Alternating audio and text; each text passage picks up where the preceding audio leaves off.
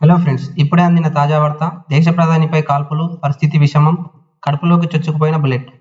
Hello friends, చాలా మంది చూస్తున్నారు కానీ సబ్స్క్రైబ్ చేసుకోవట్లేదు. ఇలాంటి మరెన్నో లేటెస్ట్ అప్డేట్స్ కోసం ఛానల్ సబ్స్క్రైబ్ చేసుకోండి. ఇక అంశంలోకి వెళ్ళిపోదాం. స్లోవకియా ప్రధానమంత్రి రాబర్ట్ ఫికో చావు బతుకుల మధ్య కొట్టుమిట్టాడుతున్నాడు. ప్రధాని రాబర్ట్ ఫికోపై ఓ దుండగుడు కాల్పులకు తెగబడ్డాడు. కేబినెట్ భేటీలో పాల్గొన్న రాబర్ట్ ఫికో బయటికి వస్తుండగా ఈ దుర్ఘటన చోటు చేసుకుంది. అయితే ప్రధానమంత్రి రాబర్ట్ ఫికోపై కాల్పులు జరిపిన దుండగుడిని భద్రతా సిబ్బంది అక్కడే అదుపులోకి తీసుకున్నారు.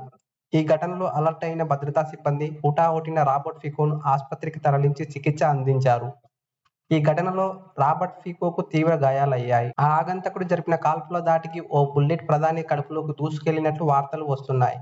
ప్రస్తుతం రాబర్ట్ ఫికో పరిస్థితి విషమంగా ఉన్నట్లు తెలుస్తోంది.